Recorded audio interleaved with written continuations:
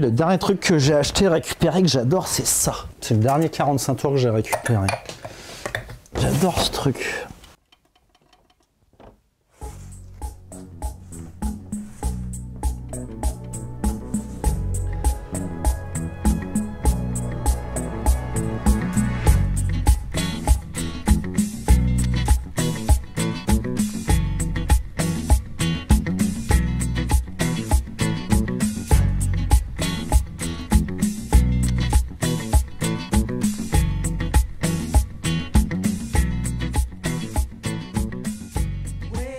Alors en fait, oui, Born Bad et le magasin de disques préexistait à l'existence du label.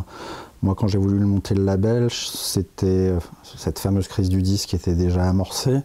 Donc je réfléchissais évidemment à des solutions pour tenter de la temporiser, quoi.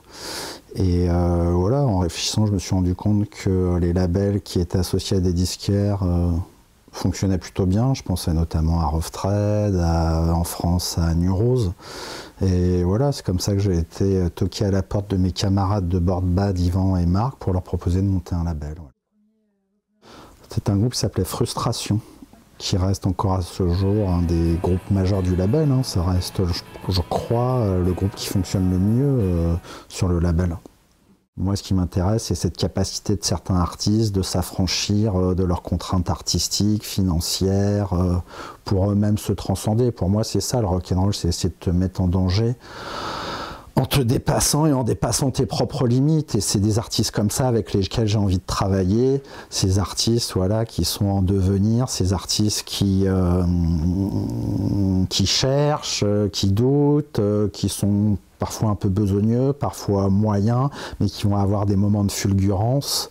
Anti, c'est un groupe, un peu un side project mené par les gars de Zombie Zombie, de Sister Iodine. Voilà, le live est violent, puissant.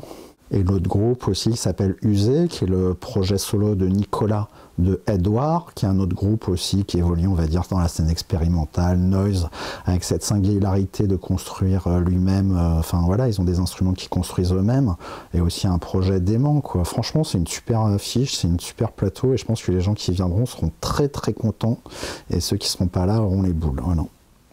Les perspectives qu'offrait cette salle, avec des projections à 360 degrés, avec ce côté comme ça un peu anxiogène d'un gros bloc de béton comme ça, sans fenêtre, sans ouverture, voilà quoi.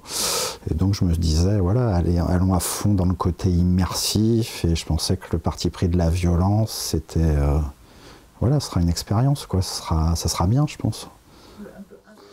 Alors, moi, ma culture musicale, elle a été faite par un de mes frères aînés, qui s'appelait Xavier, et qui voilà, écoutait beaucoup de musique. Donc c'était dans les années 80, en banlieue, en HLM. Donc on écoutait quoi? Il écoutait Bernard Lavilliers à fond, qui était, on a oublié, une icône des cités, avec les premiers albums, Rue Barbare, etc. Donc je peux te chanter tous les morceaux, parce que je les connais par cœur, Higelin, Léo Ferré, ce genre de choses, et puis de l'autre côté, Sex Pistols, Ramones, ce genre de trucs, puisque mon frère était punk.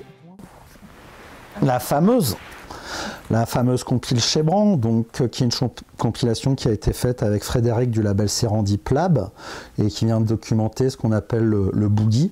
Le boogie, c'est une espèce de nom qui ne veut pas dire grand-chose, mais en fait qui désigne cette espèce de musique qui, post-disco au début des années 80, se nourrit de musique black, de funk, et va gentiment migrer vers le rap, quoi. C'est-à-dire une espèce de musique de transition entre le disco et le funk, qui devient synthétique, et qui deviendra, dans les années qui suivent, le hip-hop, quoi, espèce de musique proto-rap. Et dont on fera la release party dans le cadre de la résidence du Paris Music Club le dimanche 1er novembre. Non, j'aimerais bien avoir la réponse. Je pense que ce serait un disque que je partage avec des gens que j'aime bien. Je réfléchis au disque qu'aime bien ma fille, tu vois. Et pour l'instant, j'en suis à trop, donc je vais pas emmener ça. Elle adore Adrien Soleiman, c'est pas encore sorti. Ça, elle trouve ça super. Elle adore Julien Gasque, elle adore Cheveux. C'est marrant, les enfants adorent Cheveux, parce qu'il y a quelque chose d'assez idiot et ludique dans leur musique qui fait que les gamins adorent. Comme les Ramones, les enfants adorent les Ramones parce qu'il y a quelque chose d'assez puéril dans la musique des Ramones. Et c'est marrant, les enfants le perçoivent. Si j'avais plein de thunes, qu'est-ce que je ferais? Ouais, je pense que j'aurais une énorme ferme avec d'un côté un dortoir, de l'autre côté un studio. Et puis moi j'habiterais dans une des ailes. Et puis je ferais ma vie et puis je laisserais les artistes en autogestion avec les clés du bordel. Et puis moi j'irais à la pêche, je ferais d'autres trucs. Enfin tu vois, voilà.